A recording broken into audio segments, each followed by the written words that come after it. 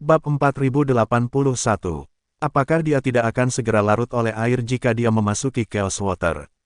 Namun, suara lama itu dengan jelas menyatakan bahwa dia harus memasuki Chaos Water jika dia ingin memulai pelatihan. Jack tiba-tiba mendapati dirinya bertanya-tanya apakah dia harus masuk atau tidak. Dia hanya memiliki 9 hari waktu pelatihan, dan dia harus keluar setelah itu. Dari suaranya, bahkan 1 hari tambahan pelatihan adalah sebuah kemewahan. Jack merasa sangat bertentangan, tetapi dia tahu bahwa terus memikirkan hal-hal tidak akan menghasilkan apa-apa selain membuang waktunya sendiri. Setelah memikirkannya, Jack mengatupkan giginya dan melompat masuk dengan cipratan air. Dia memasuki Chaos Water, dan rasa sakit tiba-tiba memenuhi seluruh pikirannya. Jack tidak pernah merasakan sakit sebanyak itu dalam hidupnya. Kulitnya perlahan-lahan larut, seperti dagingnya. Seolah-olah dia telah melompat ke lahar, dan perlahan-lahan larut. Dia bahkan tidak bisa berteriak kesakitan, karena Chaos Water akan masuk ke mulutnya begitu dia melakukannya. Kemudian, setiap bagian dari mulutnya akan larut saat mereka menyentuh Chaos Water. Air kekacauan bahkan lebih kuat dari Avid. Hanya dalam 5 menit, tubuh Jack menyatu dengan Chaos Water. Meski tubuhnya telah dibubarkan, Jack masih bisa menjaga pikirannya tetap jernih karena suatu alasan. Dia bisa merasakan bahwa tubuhnya sudah benar-benar menyatu dengan air.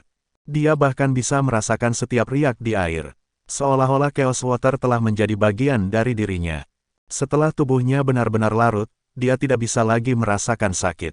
Yang dia rasakan hanyalah perasaan hampa. Dia hanya bisa merasakan kekosongan. Seolah-olah dia sudah mati, tetapi pada saat yang sama masih hidup. Dia merasa seperti berada dalam keadaan antara hidup dan mati, dan semuanya telah mencapai keseimbangan. Pada saat itu, pikiran Jack bersih dari pikiran lain. Dia tidak memikirkan masa depan, dan bahkan ketakutan akan kematian telah sepenuhnya berubah menjadi ketiadaan. Dia telah mencapai kondisi pikiran yang paling mendasar. Waktu perlahan berlalu. Jack tidak tahu berapa lama dia dalam keadaan itu, tetapi energi tiba-tiba mulai terkumpul. Chaos Water mulai membentuk pusaran dengan dia di tengah. Perlahan, dia bisa merasakan tulangnya direformasi. Tepat setelah itu adalah pembuluh darah dan organnya. Jack tiba-tiba merasa butuh energi. Dia sangat membutuhkannya. Tidak peduli jenis energi apa itu, dia membutuhkan semuanya di tubuhnya. Pikiran Jack langsung terhubung dengan Mustard Seed. Untuk mencegah sesuatu terjadi, Jack mengeluarkan Mustard Seed dan meletakkannya di tepi pantai sebelum dia melompat ke dalam kolam. Jack segera mengeluarkan Twin Leaf Heartgrass, gumpalan jiwa tertinggi, dan semua harta lainnya dari dalam Mustard Seed dan melemparkan semuanya ke Chaos Water. Saat harta itu menyentuh air kekacauan, mereka larut dan berubah menjadi energi murni juga. Mereka berenang dalam kekacauan, dan Jack mengambil kesempatan untuk menyerap semua energi itu ke dalam tubuhnya. Saat tubuhnya sedang direformasi, Jack merasa seperti hantu kelaparan yang tidak makan apapun selama puluhan hari. Harta karun itu seperti jamuan makan bagi Jack saat berubah menjadi energi. Jack dengan panik menyerapnya, tidak meninggalkan sedikit pun. Bahkan setelah menyerap begitu banyak harta, Jack masih merasa itu belum cukup. Jadi, Jack mengeluarkan 30 keping emas ungu dari Mustard Seed dan melemparkannya. Emas ungu pada dasarnya adalah bentuk kristal roh yang bahkan lebih murni. Mereka memiliki banyak energi murni di dalamnya. Dengan begitu banyak emas ungu dilemparkan ke dalam, cahaya perak Chaos Water menjadi lebih pekat. Bahkan mulai menggelembung, seolah-olah mendidih. Semua energi itu terkumpul di pusaran. Bab 4082. Jack dengan panik menelan semua energi itu ke dalam tubuhnya seperti binatang lapar saat dia merekonstruksi tubuhnya. Ketika Jack membuka matanya lagi, tubuhnya seperti baru. Setiap sel dan otot di tubuhnya telah terlahir kembali. Dia tiba-tiba ingin berteriak keras. Seolah-olah dia memiliki energi tak terbatas di dalam tubuhnya. Pada saat itu, dia benar-benar ingin bertarung hebat dengan seseorang. Dia ingin pertempuran berlangsung selama berhari-hari sampai dia benar-benar kelelahan. Dia melompat keluar dari Chaos Water dan kembali ke pantai. Jack melemparkan beberapa pukulan dengan penuh minat, dan setiap pukulan menghasilkan gelombang energi. Aku akhirnya mencapai kesempurnaan, teriak Jack bersemangat. Dia telah menggunakan Soul Sky cukup lama dan telah mencapai tahap kedua beberapa waktu lalu. Namun, sejak dia membuat terobosan itu, dia terjebak di tahap kedua sepanjang waktu karena kekurangan sumber daya. Dengan Chaos Water merekonstruksi tubuhnya dan dia menyerap begitu banyak energi, dia akhirnya mencapai tahap ketiga, yaitu penguasaan. Dia mulai membentuk segel dengan tangannya, dan segel itu mulai melebur di udara. Rantai abu-abu lahir dari segel itu. Rantai setebal lengan bayi dan diisi dengan rune merah tua. Kabut abu-abu samar mengelilingi rantai itu. Melihat rantai itu, sepertinya sesuatu yang akan digunakan malaikat maut. Rantai itu memiliki namanya sendiri, disebut rantai jiwa. Jack meraih rantai itu dan mencambuknya ke depan. Ada pukulan, dan riak tiba-tiba di udara. Jika dia menggunakan akal sehatnya untuk merasakannya, dia akan bisa merasakan energi jiwa yang sangat merusak tertinggal. Energi jiwa sangat kuat dan bahkan mampu membusukkan udara. Jack sangat bersemangat saat dia menarik tangannya dan rantai jiwa berubah menjadi energi murni, menghilang dari tempatnya. Dia baru berhasil memasuki tempat latihan pertama setelah memberikan upaya penuhnya. Pada saat itu, terbukti bahwa semua kerja kerasnya tidak sia-sia. Sementara itu, Lurain sedang duduk di ruang kosong, diam-diam menunggu pintu batu terbuka. Dia baru berada di tempat latihan ke-7 selama 2 hari sebelum dia dikeluarkan. Meski hanya 2 hari, dia telah memperoleh cukup banyak. Sebelum ini, dia hanya bisa dianggap sebagai prajurit di atas rata-rata. Setelah 2 hari terakhir pelatihan, dia sudah berada di level itu. Tanah ke-7 sudah sangat berbuah, apalagi yang pertama. Lurain sudah menunggu selama 7 hari. Sudah hari ke-9 sejak Jack memasuki tempat latihan pertama. Tempat latihan pertama dan ke-7 sudah sangat berbeda satu sama lain. Selain itu, Jack telah mendapatkan hak istimewa untuk pelatihan 7 hari lebih banyak daripada yang dia miliki. Kesenjangan di antara mereka hanya akan semakin lebar. Kali ini, Jack pasti akan jauh lebih kuat setelah dia keluar. Memikirkan hal itu, Lurain hanya bisa menghela nafas. Dunia selalu menjadi dunia di mana yang kuat menguasai yang lemah. Yang kuat mendapatkan sumber daya yang lebih baik, dan mereka hanya akan naik lebih tinggi dan lebih tinggi, mendaki gunung yang lebih tinggi lagi. Yang lemah hanya mampu berjuang untuk sumber daya terburuk, berjuang untuk maju. Tepat ketika dia memikirkan semua itu, dia tiba-tiba mendengar suara dingin, "Hei, kamu di sini menunggu ketika aku masuk, dan kamu masih belum pergi. Sudah berapa hari?" Seorang pria lapis baja bertanya pada Lurain dengan nada ingin tahu. Setelah menghitung sedikit, dia berkata, "Sudah 4 hari. Kamu seharusnya sudah menunggu setidaknya selama 4 hari. Selain itu, kamu datang dari tempat latihan ke-7, jadi kamu harus menghabiskan setidaknya 2 hari di dalam. Rekan murid Anda pasti sudah berada di dalam selama setidaknya 6 hari. Saya pikir Anda harus bertanya-tanya. Rekan murid Anda pasti merindukan Anda dan terus maju. Jika sudah 6 hari, bahkan mereka yang berada di tempat latihan ketiga sudah keluar." Bab 4083. Pria lapis baja itu mengobrol dengan Lurain karena dia tidak punya hal lain untuk dilakukan sebelum memasuki tempat latihan kelima. Setelah dia keluar, dia tercengang melihat Lurain masih menunggu di sana. Lurain mengangkat alis dan menatap pria itu, "Dia tidak akan pergi sebelum aku, tapi dia harus keluar hari ini."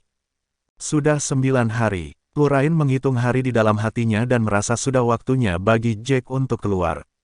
Bibir pria lapis baja itu meringkuk saat mendengar itu, jelas tidak setuju dengan Jack. Dia tertawa dan berkata, "Tidak bisakah kamu tahu bahwa tempat latihan akan mengeluarkanmu saat batas waktu habis, bahkan jika kamu dapat memilih untuk pergi lebih awal jika kamu mau. Tidak ada pengecualian, semakin tinggi level pelatihan tanah, semakin lama Anda bisa tinggal di dalam. Jika 6 hari, maka bahkan mereka yang berada di tempat latihan ketiga seharusnya sudah keluar.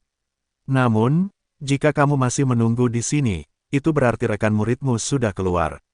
Dia mungkin harus pergi lebih awal untuk sesuatu yang mendesak. Sejujurnya, saya akan menyarankan Anda untuk berhenti menunggu di sini, itu hanya membuang-buang waktu." Luren mengangguk. Dia tahu bahwa pria lapis baja itu tidak memiliki niat buruk, dan hanya memberikan nasihat yang baik. "Terima kasih, tetapi rekan murid saya pasti masih di dalam. Dia tidak akan pergi lebih awal." Pria lapis baja itu mengerutkan kening. Dia telah melihat mereka yang tidak mau mendengarkan nasihat, tetapi tidak pernah melihat seseorang yang begitu keras kepala. Dia telah memperjelas semuanya, jadi mengapa orang ini tidak mendengarkannya? Pria lapis baja itu mengerutkan bibirnya, "Kecuali rekan muridmu memasuki tempat latihan kedua, dia pasti sudah lama pergi." Para prajurit yang bisa memasuki tempat latihan kedua semuanya pasti prajurit di puncak. Dia menolak untuk percaya bahwa pria di depannya sedang bersama seorang prajurit di puncak. Mereka tidak mudah ditemukan. Totalnya hanya ada lebih dari 30. Para prajurit di puncak itu sudah berada jauh di dalam Radiant Hall. Tidak mungkin mereka masih ada di sini. Setelah memikirkan hal itu, pria berarmor itu mengangkat alisnya. Mungkinkah pria ini hanya mencoba pamer di sini? Tidak mungkin dia tidak tahu sesuatu yang begitu mendasar. Pria lapis baja itu terbatuk dan bertanya, tempat latihan mana yang dimasuki oleh rekanmu? Pada saat itu, terdengar pintu batu terbuka. Setiap kali suara itu terdengar, itu berarti seorang prajurit telah menyelesaikan pelatihannya dan telah keluar. Lurain melebarkan matanya, dia ada di sini. Kamu ingin tahu dari tempat latihan mana dia berasal? Lihat saja dan kamu akan tahu. Pria lapis baja itu mengerutkan kening. Dia menoleh untuk melihat ketujuh pintu hanya untuk melihat pintu merah di ujung barat perlahan terbuka. Seorang pria berjubah hijau perlahan berjalan keluar, mendapat seruan kaget. Para prajurit yang telah menunggu sesama murid atau teman mereka semua melebarkan mata karena terkejut saat melihat itu. Pintu merah benar-benar terbuka. Seseorang benar-benar memasuki tempat latihan pertama. Pria lapis baja itu terkejut melihat pemandangan itu. Lurain buru-buru berdiri, kamu akhirnya keluar. Jack sedikit mengangguk, sudah berapa hari? Bab 4084. Lurain segera mengangkat 9 jari, 9 hari penuh. Benar saja, tempat latihan pertama benar-benar berbeda. Saya dikeluarkan dari tempat latihan ketujuh hanya dalam 2 hari, tetapi Anda dapat menghabiskan 9 hari penuh di dalam. Petik 2. Saat dia mengatakan itu, wajah Lurain penuh kekaguman. Dia menegakkan tubuhnya dan memberi Jack sekali lagi. Dia secara akurat merasakan bahwa Jack berbeda dari sebelumnya karena Jack tampak lebih sulit untuk diketahui daripada sebelumnya. Sepertinya ada perasaan hampa yang datang dari Jack, dan auranya bahkan lebih halus. Seolah-olah Jack adalah dewa yang turun ke dunia fana. Seolah-olah Jack terlahir kembali setelah melangkah ke tempat latihan. Lurain hanya bisa meratap, sepertinya kamu mendapat banyak manfaat kali ini. Jack mengangguk, tidak perlu menyembunyikan apapun dari Lurain. Pria lapis baja itu tetap tertegun di tempatnya saat dia berdiri di samping. Matanya tampak seperti akan keluar dari rongganya. Dia menatap Lurain sebelum menatap Jack, merasa seperti berada dalam mimpi. Pria lapis baja itu tiba-tiba menoleh untuk melihat Lurain, berkata dengan suara serak, ini muridmu. Lily tidak pernah menjelaskan hubungannya dengan Jack. Ketika pria berbaju baja itu berbicara dengan Lurain, dia mengira bahwa Jack adalah sesama murid Lurain, dan Lurain tidak pernah peduli untuk mengoreksinya. Bahkan pada saat itu, pria berbaju zirah itu mengira Jack adalah sesama murid Lurain. Lurain terbatuk sebelum mengangguk, ya. Bukankah aku sudah memberitahumu bahwa dia tidak akan pernah meninggalkanku? Kenapa kamu tidak percaya padaku? Pria lapis baja itu hampir menggigit lidahnya ketika mendengar itu. Sebelum ini, dia tidak akan pernah percaya bahwa ada orang yang mampu keluar dari tempat latihan pertama. Seseorang membutuhkan 27 poin untuk memasuki tempat latihan pertama. Setiap prajurit di Radiant Hall tahu apa arti 27 poin. Dia tidak akan pernah percaya bahwa ada orang yang bisa memasuki tempat latihan pertama. Bibir pria lapis baja itu bergetar, kupikir kau mencoba pamer padaku. Dia benar-benar berpikir bahwa Lurain mencoba pamer dengan mengatakan apa yang dia lakukan. Lurain ingin menunjukkan bahwa dia memiliki sesama murid yang kuat. Namun, Lurain sama sekali tidak menyombongkan diri, rekan muridnya benar-benar sangat kuat. Begitu kuat sehingga itu tidak masuk akal. Orang itu benar-benar seorang pejuang di puncak, orang yang berperingkat tinggi juga. Pria lapis baja itu belum pernah melihat seorang prajurit di puncak sejak dia memasuki dunia berputar. Pada saat itu, jantungnya berdegup kencang, dan dia menatap Jack dengan ekspresi yang sangat rumit di wajahnya. Itu dipenuhi dengan kekaguman, rasa hormat, dan iri hati. Nafasnya mulai cepat, dan tiba-tiba dia kehilangan kata-kata. Jack hanya meliriknya. Obrolan terus-menerus mulai mengganggu Jack sedikit. Dia menghela nafas sambil berkata, 9 hari, ini memakan banyak waktu. Dia mengangguk sedikit sebelum dia memberi isyarat ke Lurain. Ia tidak ingin terus berkutat di sana dan langsung menuju ke tantangan selanjutnya.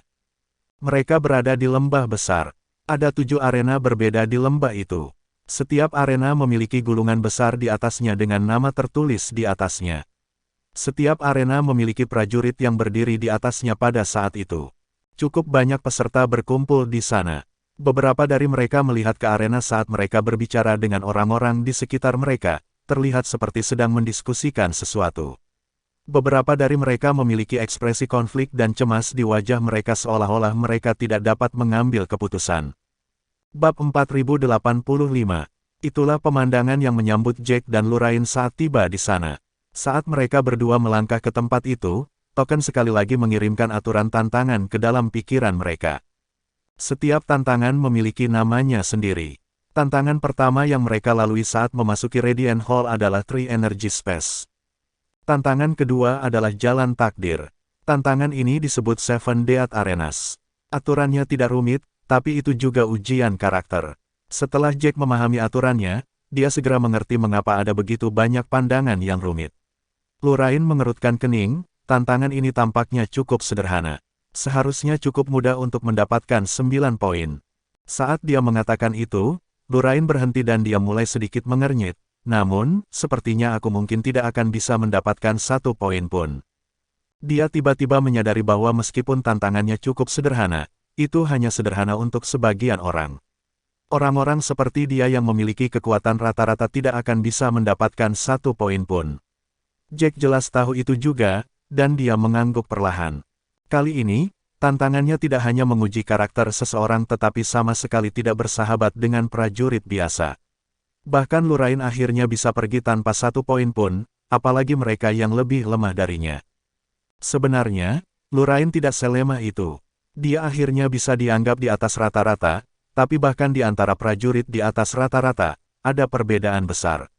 Lurain hanya bisa dianggap berada di bawah prajurit di atas rata-rata. Aturan tantangannya sederhana. Para peserta yang berkumpul dibagi menjadi 2 jenis. Yang pertama adalah yang menerima penantang di arena, sedangkan yang kedua adalah penantang di bawah. Untuk mengumpulkan 9 poin, seseorang harus menjadi penerima tantangan dan berdiri di arena. Penantang yang berada di bawah dapat menantang penerima kapan saja. Penerima harus menerima tantangan apapun yang ditujukan kepada mereka. Selama penerima bisa bertahan di atas panggung selama 24 jam penuh tanpa kalah, mereka bisa mendapatkan 9 poin. Untuk mencegah siapapun memanipulasi aturan untuk keuntungan mereka, penantang akan mendapatkan 5 poin jika mereka memenangkan tantangan apapun, tetapi jika kalah, 5 poin akan diambil dari mereka. Setiap kali penerima menang, mereka akan diberikan 1 poin. Setelah penerima selesai bertempur, mereka akan diberi waktu 2 jam untuk beristirahat dan memulihkan diri, mencegah seseorang dibanjiri tantangan. Aturan tersebut membantu mencegah siapapun untuk mempermainkan sistem dengan orang yang mereka kenal, dengan sengaja kalah dari penerima atau sebaliknya. Lurain mengangkat alis saat dia berkata dengan semangat, aturan ini cukup keren. Ini adalah ujian bagi karaktermu dan pilihan yang kamu buat. Saat tantangan dimulai, tidak peduli bagaimana pertempuran berlangsung, penerima dapat membunuh penantang. Namun, para penantang tidak dapat membunuh penerima, dan tidak dapat memberikan luka berat yang tidak dapat dipulihkan.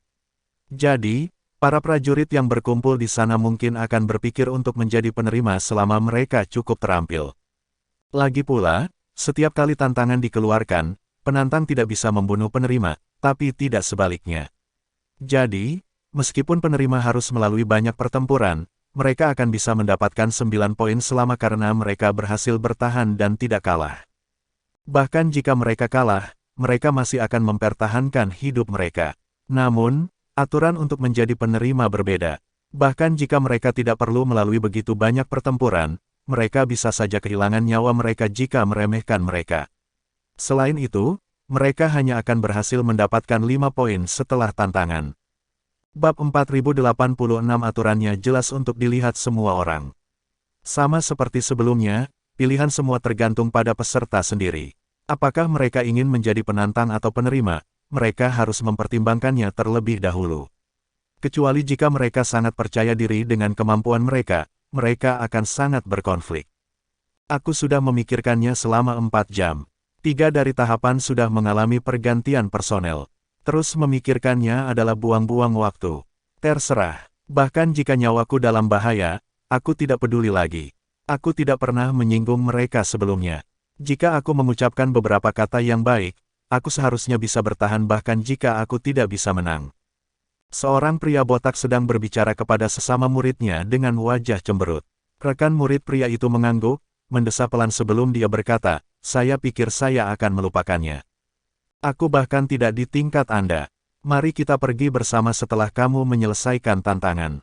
Berbeda dengan tantangan lain di mana salah satunya, diperlukan untuk menyelesaikan tantangan sebelum mereka bisa pergi, ada 20 susunan transfer di sini. Mereka berada di sisi timur lembah. Siapapun yang mengira mereka tidak cukup kuat untuk menjadi penerima dan tidak ingin menjadi penantang dapat menggunakan susunan transfer untuk meninggalkan 7 arena kematian. Lurain bertanya-tanya apakah dia harus mencobanya atau aman dan menunggu Jack menyelesaikan tantangannya juga. Dia akan pergi dengan Jack setelah Jack selesai jika dia tidak akan menantang siapapun. Mendengar diskusi di sekitarnya, Lurain merasa sangat bertentangan. Secara alami, dia tahu betapa pentingnya poin itu. Setelah melalui begitu banyak, dia hanya berhasil mendapatkan 3 poin. Jika dia berhasil dengan tantangan, dia akan bisa mendapatkan 5 poin. Itu bahkan lebih dari gabungan ketiga tantangan sebelumnya. Bagi Jack, itu adalah tawaran yang sangat menggoda. Namun, Lurain masih mempertahankan pikiran yang jernih. Godaan 5 poin sangat besar, tetapi dia tahu betul bahwa keahliannya tidak terlalu istimewa. Sebagai penantang di atas panggung, jika dia bukan tandingan lawannya, dan lawannya pemarah, maka dia harus kehilangan nyawanya. Tidak peduli seberapa kuat Jack, Jack tidak bisa mengubah peraturan. Berpikir tentang itu, Lurain menghela napas dalam-dalam. Jack melihat desahan tertekan Lurain dan segera tahu apa yang dipikirkan Lurain. Dia menatap Seven Death Arenas. Masing-masing penerima yang berdiri di arena sama sekali tidak tampak lemah. Adapun seberapa kuat mereka, dia perlu menyaksikan pertarungan mereka sebelum dia mengetahuinya. Jika Lurain adalah seorang penantang dan menantang mereka, kemungkinan Lurain menang hanya 20%. Ada kemungkinan 80% Lurain akan mati di atas sana. Jack menarik napas dalam-dalam dan menepuk bahu Lurain, berkata dengan serius, lihatlah 7 orang di atas sana, apakah menurut Anda ada di antara mereka yang terlihat seperti orang yang baik hati? Saat Anda melangkah ke arena, segalanya akan menjadi di luar kendali Anda. Saya pikir Anda harus melupakannya. Petik 2. Lurain berbalik dan menatap Jack tanpa daya. Dia tahu Jack benar, tapi Lurain masih tidak senang dengan itu. Semakin jauh dia melangkah, semakin dia merasakan pentingnya mendapatkan poin. Jika dia berhasil mencapai tempat latihan ke-6, dia pasti akan semakin meningkat. Namun, mendapatkan poin berarti mengambil lebih banyak risiko. Dengan keahliannya saat itu, tidak mungkin dia bisa menghadapi risiko itu sama sekali. Saat dia tidak hati-hati, dia akan kehilangan nyawanya. Lurain menghela nafas, tiba-tiba mendapati dirinya tidak dapat membuat keputusan. Pada saat itu, penerima di arena pertama, Charfield, menyipitkan matanya dan melihat ke bawah, apakah tidak ada orang lain. Betapa membosankannya, saya pikir saya akan bisa bertarung beberapa kali dan sedikit melakukan pemanasan. Saya bisa, aku tidak percaya semua orang pengecut. Tidak ada yang punya nyali untuk datang ke sini sama sekali. Charfield berasal dari benua seribu asal, yang merupakan dunia yang sama dengan Lionel Simmons. Namun, keduanya bukan dari klan yang sama. Klan Charfield bahkan lebih sombong dari Lionel dan Charfield sedikit lebih kuat dari Lionel juga. Bab 4087. Charfield berperingkat tinggi di antara prajurit di atas rata-rata, jadi cukup banyak orang yang mengenalinya. Sejak dia melangkah ke arena, tidak ada yang berani menantangnya. Secara alami, para prajurit di sana tidak senang disebut pengecut, dan mereka semua memelototinya dengan ekspresi marah. Namun, tidak satu pun dari mereka yang berani menegurnya dengan keras. Yang bisa mereka lakukan hanyalah bergumam dengan suara rendah. Semakin sering mereka melakukannya, semakin Charfield memandang rendah mereka. Benar saja, mereka adalah sekelompok pengecut. Bahkan setelah Charfield menghina mereka, yang bisa mereka lakukan hanyalah bergumam sendiri, bahkan tidak berani angkat bicara. Jack mengangkat alis dan menatap Charfield. Dia baru saja mengambil 2 langkah ke depan dan hendak mengatakan sesuatu ketika orang lain mengambil kesempatan itu. Seorang pria berjubah hitam berteriak keras, Charfield, jangan sombong, ada banyak prajurit yang lebih kuat darimu di dunia ini. Hanya saja sebagian besar prajurit yang lebih kuat itu telah menyelesaikan 7 arena kematian, dan telah masuk lebih dalam ke Radiant Hall. Orang itu benar. Sebagian besar prajurit yang lebih kuat telah meninggalkan Seven Death Arena pada saat itu. Para prajurit yang masih ada memiliki tujuan lain. Mereka ingin mengumpulkan lebih banyak poin seiring berjalannya waktu. Mereka menunggu semua prajurit yang lebih kuat untuk pergi sebelum mereka melakukan apapun. Apakah itu sebagai penerima atau sebagai penantang, peluang mendapatkan poin jauh lebih besar dari sebelumnya. Namun, banyak peserta juga tidak mau membuang waktu mereka di sana. Karena mereka dipindahkan ke tempat terpisah dan rangkaian transmisi tidak berfungsi, mereka tidak tahu tantangan apa yang menunggu mereka jika mereka maju. Mungkin saja tantangan ke depan bahkan lebih sederhana, atau mereka akan mendapat manfaat lain jika mereka masuk lebih awal. Pria berjubah hitam yang berbicara tadi sama sekali tidak menyukai Charville. Dia melewati kerumunan dan perlahan berjalan ke arena. Sebenarnya, kamu sama seperti yang lain. Kamu hanya masuk ke arena dan menjadi penerima setelah menunggu begitu lama. Itu hanya karena kamu sudah menunggu cukup lama, dan prajurit yang lebih kuat telah meninggalkan tempat ini. Tidak ada yang mengancammu lagi, jadi kamu bertingkah sangat arogan. Sayangnya, kamu salah perhitungan. Setelah dia mengatakan itu, kakinya melangkah ke arena. Saat penantang melangkah ke arena, itu berarti dia memberikan tantangan kepada penerima. Sebuah layar tiba-tiba muncul di sekitar arena, mengelilingi semuanya. Itu adalah penghalang pelindung yang hanya akan bubar saat pertempuran usai. Pada gulungan yang melayang di udara, nama Anders muncul di bawah nama Charville. Anders memandang Charville dengan kepala terangkat tinggi. Charville menyipitkan matanya, sejenak mengabaikan tantangan Anders sebelumnya. Dia mengevaluasi Anders dan menebak bahwa Anders mungkin berada di levelnya. Pria itu mungkin berperingkat tinggi di antara prajurit di atas rata-rata juga. Kamu hanya ingin mati, Charville berkata dengan dingin. Anders benar-benar acuh tak acuh, saya berencana untuk menjadi penerima dan berdiri di atas panggung, tetapi saya sangat membenci orang yang suka pamer seperti Anda. Setelah saya mendengar apa yang Anda katakan, saya tidak dapat menahan diri. Saya akan mengajari Anda sebuah pelajaran. Charville mengerutkan kening. Pria itu mengejeknya karena pamer. Tiba-tiba, Charville merasa dirinya terbakar amarah. Ada udara pembunuh di antara mereka berdua. Tampaknya pertempuran ini tidak akan berhenti sampai seseorang mati. Bab 4088. Apakah ada yang mengenal pria Anders ini? Aku belum pernah mendengar namanya sebelumnya. Seberapa kuat dia? Dari dunia mana dia berasal? Orang-orang mulai bertanya tentang keahlian dan latar belakang Anders. Anders adalah prajurit dengan peringkat tinggi di atas rata-rata, tidak mungkin dia adalah orang yang tidak dikenal. Seseorang dengan cepat memberikan jawaban, saya tahu siapa dia. Saya pikir dia berasal dari benua puncak suci. Dia berperingkat tinggi di antara prajurit di atas rata-rata. Saya pikir keahliannya berada di sekitar level Charville. Keduanya berbicara dengan sangat percaya diri, tapi saya pikir Anders memiliki sedikit kepercayaan pada dirinya sendiri. Dia tahu betapa kuatnya Charville, tetapi dia masih berani mengeluarkan tantangan. Sepertinya dia sangat percaya diri. Kuharap Anders bisa menang. Bahkan jika dia tidak bisa membunuh Charville, setidaknya itu akan memberi Charville pelajaran yang tidak akan pernah dia lupakan. Kuharap Anders menamparkan wajah Charville dengan kejam. Apa yang dikatakan Charville sebelumnya telah membuat marah banyak peserta. Beberapa dari mereka bersorak untuk Anders. Keduanya tampaknya sangat siap, dan kepercayaan diri tertulis di wajah mereka. Mereka memandang lawan mereka seolah-olah lawan mereka sudah habis. Jelas bahwa mereka berdua sangat percaya diri, dan bahwa mereka benar-benar dibuat marah oleh pihak lain. Pertempuran itu akan menjadi sangat intens. Keduanya praktis memulai serangan mereka pada saat bersamaan. Mereka mulai dengan cepat membentuk segel dengan tangan mereka, dan segel yang tak terhitung jumlahnya menari-nari di udara, membuat pemandangan yang memusingkan. Segel dari Charville beraneka warna dan tampak seperti bunga mekar.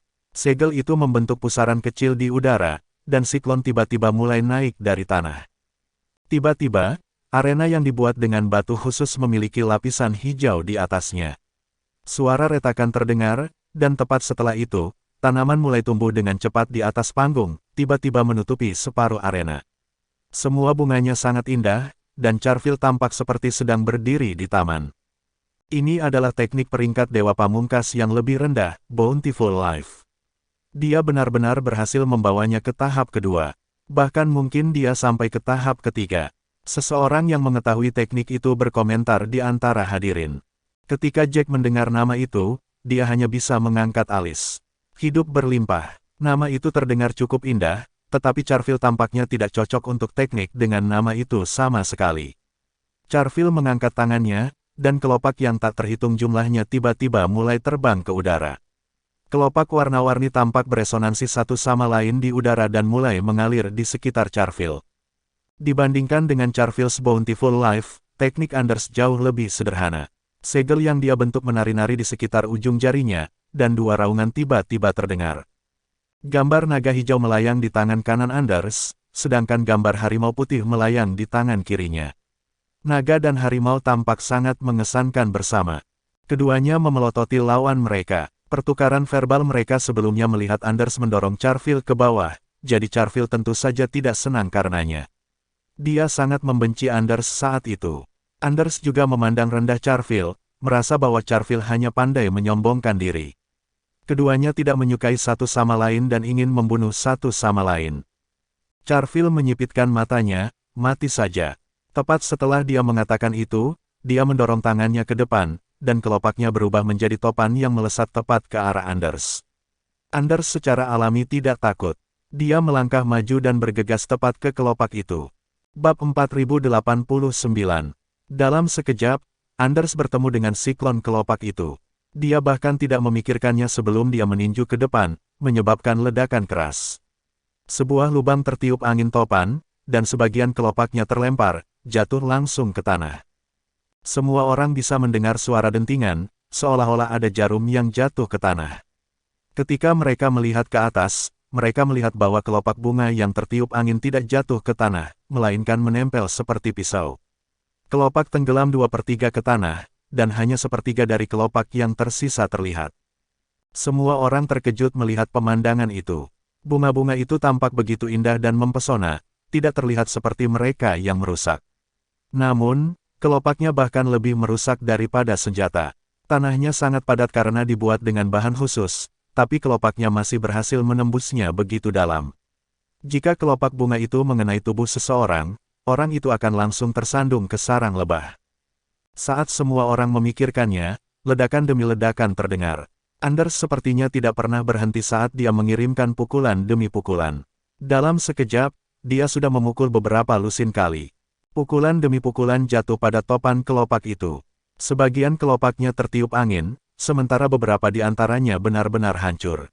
Naga dan harimau di kepalan tangan Anders tampak semakin realistis dengan setiap pukulan.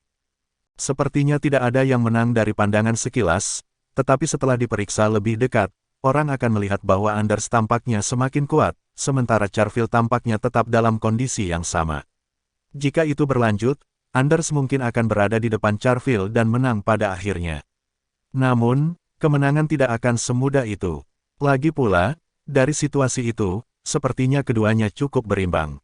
Secara alami, Anders tahu apa yang sedang terjadi. Ada senyum mengejek di wajahnya saat dia terus-menerus memukul, dan dia menatap Charfield dengan ekspresi senang. Dia sudah bisa melihat hasilnya. Selama Charfield jatuh ke tangannya, dia tidak akan membiarkan pembual itu pergi dengan mudah. Dia akan memberinya pelajaran yang kejam dan benar-benar memukulinya. Sangat disayangkan bahwa para penantang tidak dapat membunuh atau meninggalkan luka permanen, atau Anders pasti akan membuat Charfield memohon belas kasihan. Pada saat itu, Charfield tiba-tiba berteriak. Dia mulai menggerakkan tangannya lagi dan mulai membentuk beberapa segel yang sangat menarik. Saat kelopak memasuki punggung Charfield, kelopak itu dengan cepat bergabung membentuk bunga yang sangat besar. Itu avatar dunia Charfield, seseorang berkata dengan mata terbelalak. Lurain tidak yakin apakah itu benar, dan menoleh untuk melihat Jack. Jack mengangguk ketika dia merasakan tatapan Lurain. Bunga besar tanpa nama di belakang punggung Charfield adalah avatar dunianya. Meskipun mereka dipisahkan oleh penghalang, terlihat jelas bahwa bunga tanpa nama itu memancarkan hukum alam. Kenapa kamu begitu senang dengan dirimu sendiri? Apakah kamu pikir kamu bisa mengalahkanku dengan keahlianmu? Bermimpilah, bocah. Hari ini, aku akan menunjukkan kepadamu bahwa ada beberapa orang yang tidak boleh kamu sakiti. Charfield berteriak. Kelopak yang menari-nari di udara tiba-tiba memancarkan cahaya yang bersinar, dan angin menderu-deru dipanggil di sekitar mereka. Kelopaknya tertiup angin dan tiba-tiba robek dari tengah, pecah menjadi dua. Kedua potongan itu robek lagi, pecah menjadi empat. Setelah semua kelopaknya robek, mereka tampak jauh lebih kuat. Charfield dengan cepat mulai membentuk segel lagi, dan kelopak-kelopak berkumpul bersama sebelum menyerbu tepat ke arah Anders. Anders mengerutkan kening dan mulai merasakan tekanan. Bab 4090. Namun, dia tidak membiarkan tekanan itu menghampirinya. Itu hanya avatar dunia, bukannya dia tidak memilikinya. Setelah dia mengejek, dua ilusi mulai terbentuk di belakangnya. Ilusi tidak dapat dilihat dengan jelas, tetapi dari bentuk umumnya, mereka mungkin adalah naga dan harimau. Itu seperti dua gambar di tangannya. Anders meraung sebelum dia mulai mengayunkan tinjunya ke kelopak yang datang ke arahnya. Bang, bang, bang, tinju Anders bergerak sangat cepat, menyebabkan beberapa bayangan. Kelopak yang tak terhitung jumlahnya tertiup angin, tapi kali ini, kelopaknya tidak menembus tanah setelah tertiup angin. Sebaliknya, mereka dengan cepat mengubah arah dan menyerang Anders lagi. Kelopaknya tampak datang di setiap sudut dan dengan cepat menelan Anders. Saat itu, Charfield tiba-tiba berteriak, meledak. Dengan keras, kelopak yang tak terhitung jumlahnya tiba-tiba meledak pada saat bersamaan. Ledakan hebat menghantam tubuh Anders, membuatnya benar-benar lengah. Dia hanya merasakan dampak yang sangat besar menghantam tubuhnya, menyebabkan rasa sakit di sekelilingnya. Bahkan sebelum Anders sempat bereaksi, 6 kelopak bunga yang tidak tertiup angin ditembakkan. 2 dari kelopak itu mengarah ke jantung Anders, dan 2 di tangan kirinya. 1 lagi diarahkan ke tangan kanannya, sedangkan yang terakhir diarahkan ke intinya. Saat itu, Anders masih terhuyung-huyung akibat ledakan hebat tersebut.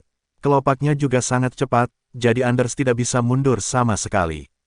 Kelopak telah menembus tubuh Anders, dan setelah itu, mereka mulai menghancurkan tubuhnya dengan cepat. Baru saat itulah Anders bereaksi. Dia segera memanggil energi aslinya untuk menekan lukanya, dan mencoba memaksa kelopak keluar dari tubuhnya. Saat itu, Anders berada dalam kondisi terlemahnya. Selama Anders punya cukup waktu, dia akan bisa memaksa kelopaknya keluar, tapi tidak mungkin Charfield mengizinkan Anders melakukan itu. Mengambil keuntungan dari keadaan lemah Anders, Charfield dengan cepat menyerang. Dia memegang pedang di tangan saat dia menembak ke depan. Anders tiba-tiba merasakan niat membunuh yang intens datang padanya. Dia mendongak untuk melihat kilatan ganas di mata Charfield. Anders tahu bahwa hidupnya dalam bahaya, dan tidak berani ragu sama sekali saat dia dengan cepat mencoba menarik diri dari Charfield, tetapi dia sudah terlambat. Charfield menusuk ke depan dan menusuk tepat ke dada Anders. Dadanya sudah ditusuk oleh 2 kelopak. Dia belum menekan kelopak itu, jadi pedang Anders memperburuk lukanya. Rasa sakit hampir menyebabkan dia kehilangan akal sehatnya. Demi hidupnya, Anders dengan kasar menggigit ujung lidahnya, dan darah langsung memenuhi mulutnya. Rasa sakit membangunkannya, dan Anders mendorong lebih banyak kekuatan ke kakinya saat dia mundur dengan panik. Dia akhirnya berhasil menarik diri dari Charfield dengan perjuangan terakhir itu. Namun, Anders sudah terluka parah saat itu.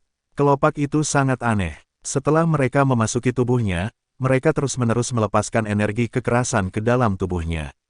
Dia terpaksa menggunakan sebagian besar energi sejatinya untuk menekan mereka. Namun, pada saat itu, Charfield sama sekali tidak terluka. Sudah mustahil baginya untuk menghadapi Charfield. Meskipun Anders telah menarik diri, Charfield menolak memberi Anders harapan untuk bertahan hidup, dan terus mengejarnya dengan cermat. Charfield tidak lambat, dan tubuh Anders berada dalam kondisi yang mengerikan saat itu. Hanya dalam beberapa detik, Charfield berhasil menyusul Anders. Kali ini, pedang itu membidik target yang berbeda, dan itu menembus tepat di inti Anders. Bersambung.